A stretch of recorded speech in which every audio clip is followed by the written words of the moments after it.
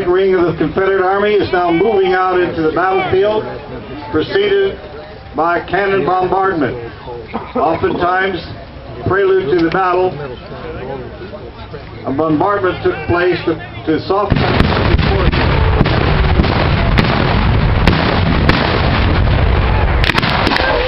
On the Federal side, cannons open up as counter-battery fire, seeking to find the range of the Confederate guns and to knock them out of the battle, and then to train the sights on the advancing infantry. Confederate left wing also moves out.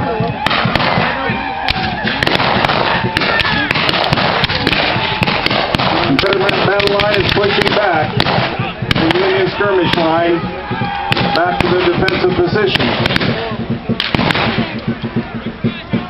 What's the role of the cavalry in this point, General Custer? Why are they out there? They're out there supporting the skirmishers, also trying to ascertain the size of the enemy so they can report back to their commanders.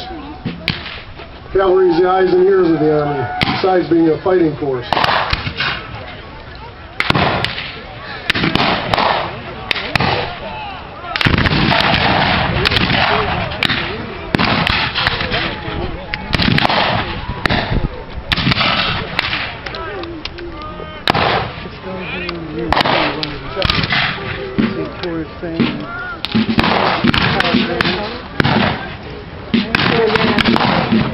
As you can see, there's not much in the way of Confederate cavalry out there. General Stewart is still on his way to Gettysburg. Engaged with myself, General Custer, outside Gettysburg. General Lee is without most of his cavalry.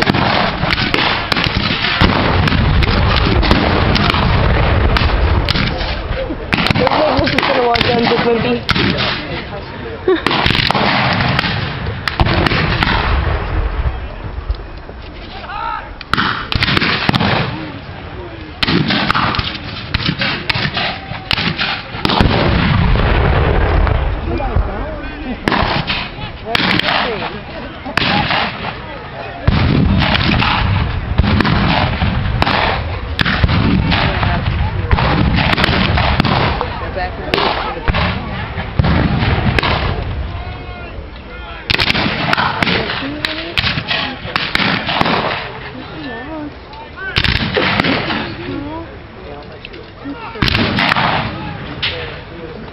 Many times in situations such as this, you would see the cavalry dismount. One man would hold 4 horses, while the other 3 would fight as infantry.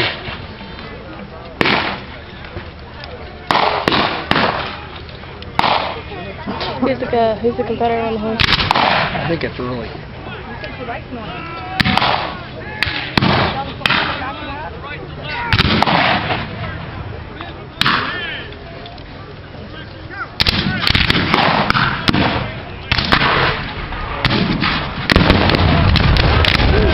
Confederate right wing of their infantry is pulled back. Can you imagine those? As fresh units from the north appear up on the hill. Oh, yeah. Going out to engage the units one-on-one. Oftentimes, battle lines would form about 100 yards apart, and riflemen could hardly miss it that distance, only hoping that the smoke across the battlefield would provide some cover. Can you check it on YouTube tonight? Yeah, we can do that. When I'm uploading all this. Huh? When I'm uploading all this.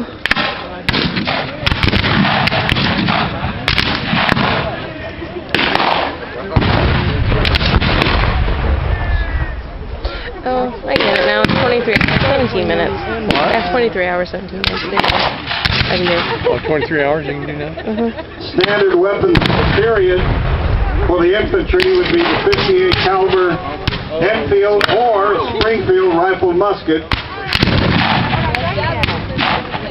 By the time in the war, most of the soldiers had replaced their old smoothbore muskets with the rifle muskets, making the range far greater and more deadly. You notice the rifles got quieter and the Custer, cannons got louder? weapons would the cavalry have? cavalry carried a saber, 2 or 3 pistols, and a carbine.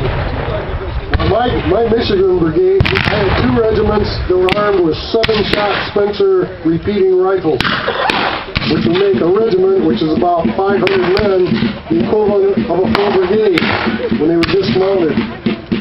7 shots to 1 shot. As you can see here, the Union has a very good advantage. They hold the high ground. It means if the enemy is attacking, they must run uphill the whole way. And you can rain fire down at them. So always good to have the high ground. Here we go again.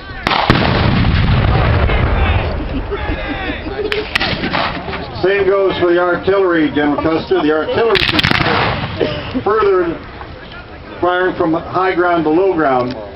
Primarily, the weapon of the time had been, early in the war, was smoothbore weapons with the range of the cannons of about a mile. As the war went on, particularly in the north, most of the cannons became rifle cannons with a longer range and greater accuracy. But the smoothbore cannons were much better on defense because you can turn them into basically giant shotguns. The rebel yell is heard as they climb up the hill.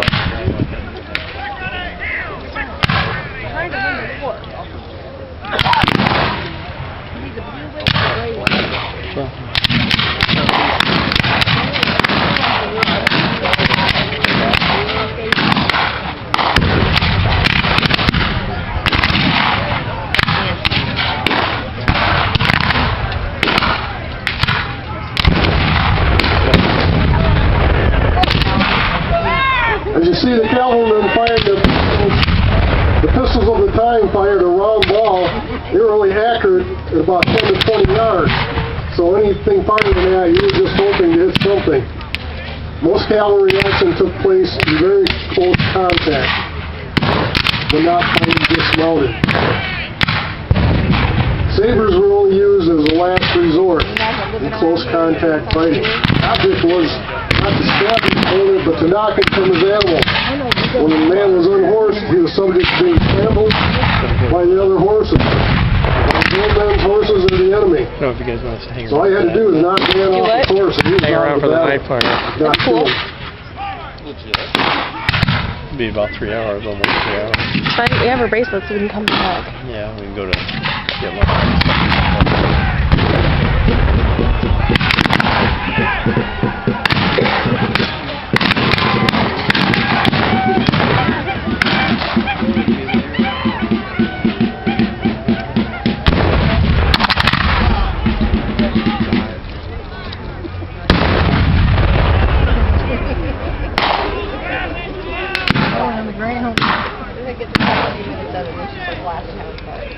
Right? Fireworks.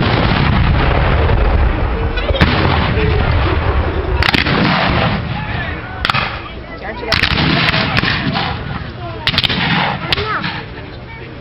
You want to go home? Oh, we're not going home. Okay.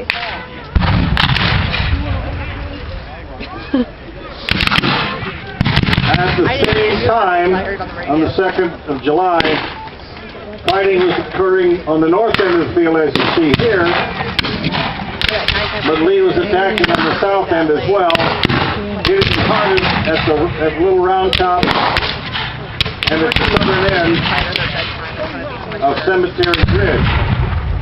One of the Union commanders disobeyed orders from George Meade. A fellow named Dan Sickles. Sickles moved his corps out into the open, into the wheat field, and into the peach orchard, where he met General Longstreet's corps and fought him all day long on the 2nd. So you see fighting at the Round Top, out in the peach orchard. Eventually, Lee and Longstreet moved up Cemetery Ridge. And at this same time, the action takes place here at the north end, fighting for the bishop itself.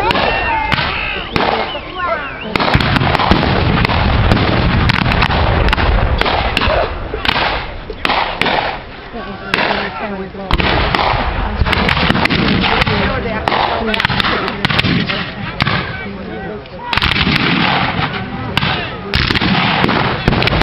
surprised that they're falling down like they're dead.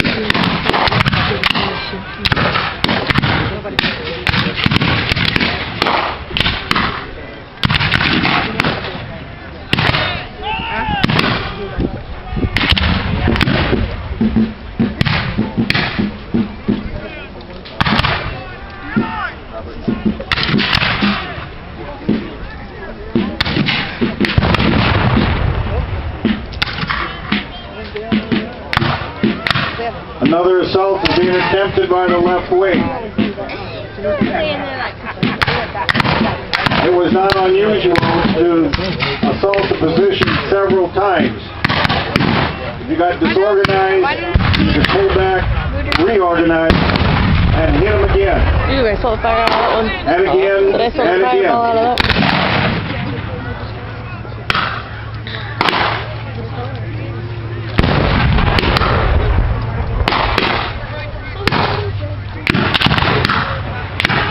It's not cheap to fire this thing.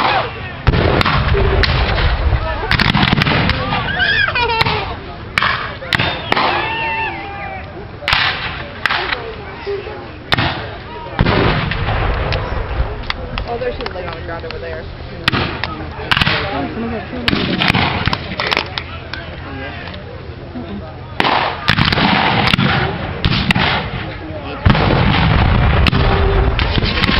Near this position, both sides found a spring of fresh water. You have to remember the fighting is occurring. It's over 90 degrees, upwards to 100, and the men need more than anything water. Oftentimes we had to send men back with several canteens to come back into the fight.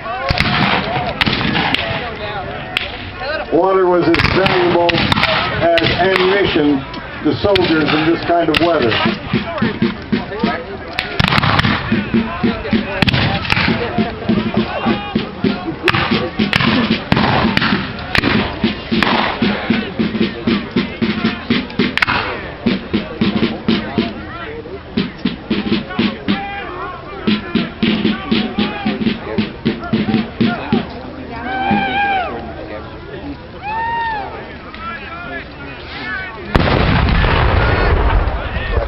It appears that the Confederates have decided to unite their wing into one mass attack. To see if that will break the Union lines.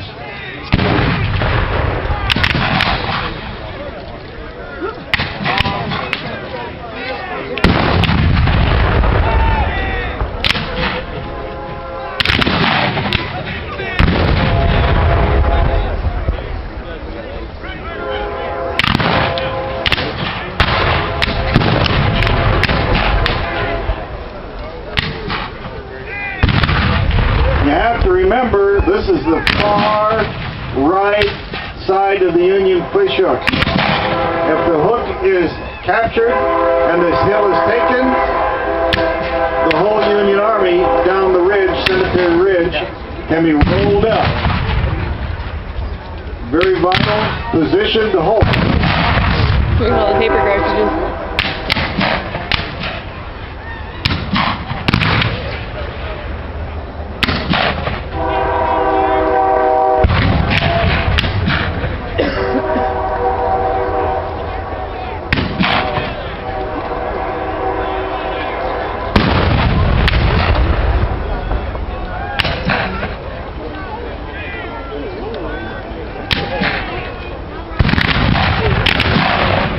They're nicer than Mississinawa guys. Mississinawa guys, hit your head, forget it.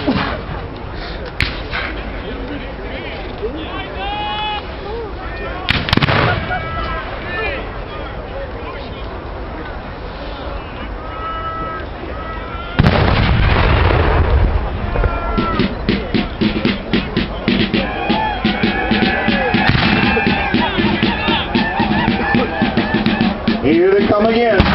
Mass assault. Oh, cannon. Good boy.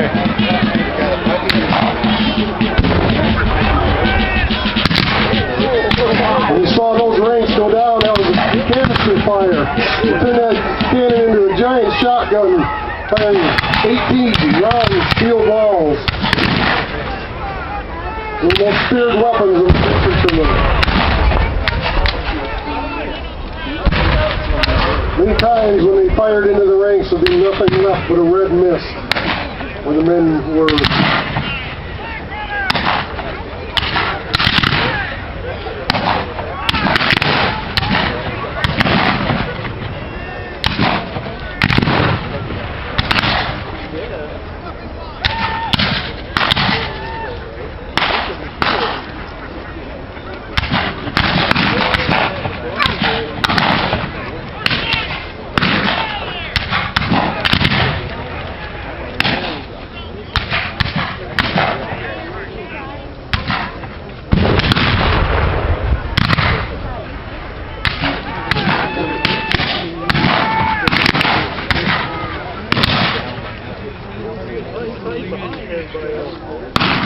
Many think that if General Jackson had been there for General Lee, things would have turned out a bit different. You wouldn't have seen this hesitation from him. He would have gone right in.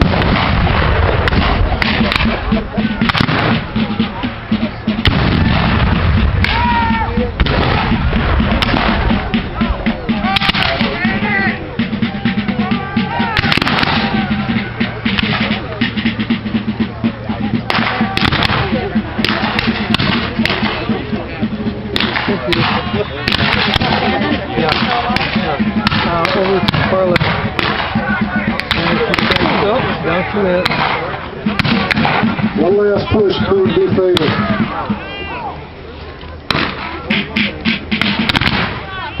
She was walking backwards. It's all mathematics. The Union had many men left. Confederate, the ranks have been thinned. The Chargers.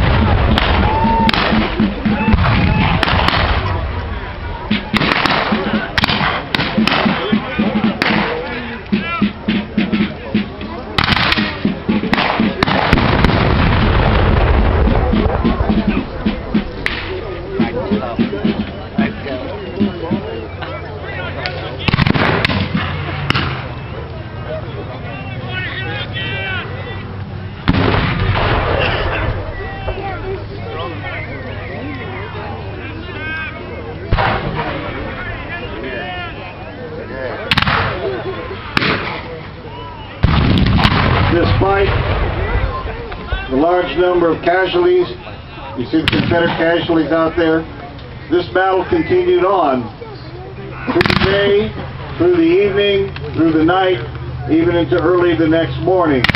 They fought continuously for Culp's Hill, charging, countercharging on both sides to take that important position. The position was never taken, and as a result, General Meade could strengthen his center for the next day's fighting, and Pickett's charge tried to break the center of the Union line. On this day, the second day, it came close, He tried. both on the north and south flanks Did you see the guy out there? He was like the fish filling Union line. out, and he tried. Point and the end of the fish hook Just read your were sheet. threatened all the way to sundown and beyond, but could not be broken. General Lee's strategy now had to revolve around how can we break the Union center, as he didn't want to pull off the field and leave it to the enemy.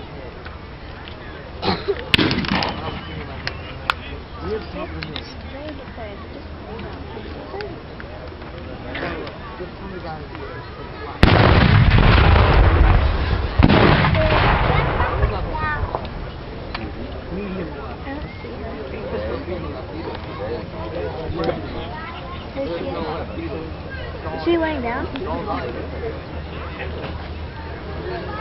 she laying down? I think I see up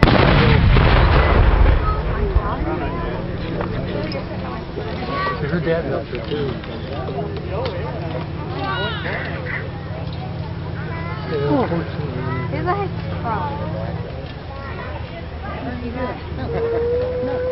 been badly wounded. He's very badly.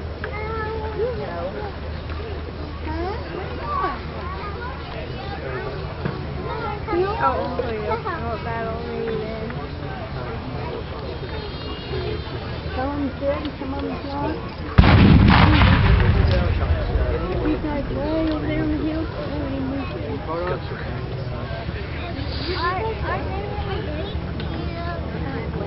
Come on. Let's go see if we can find it all.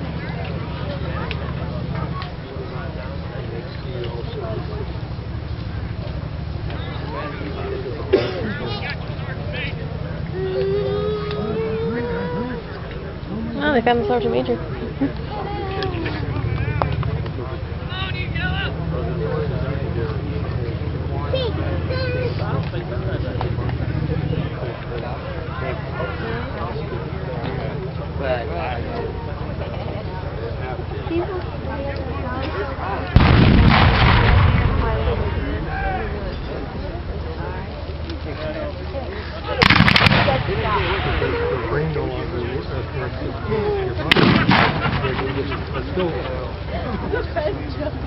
Were you actually there when Wait, stop.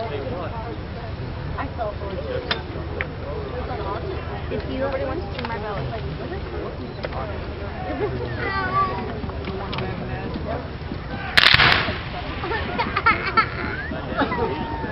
You're fine, Jack. Just tell each other.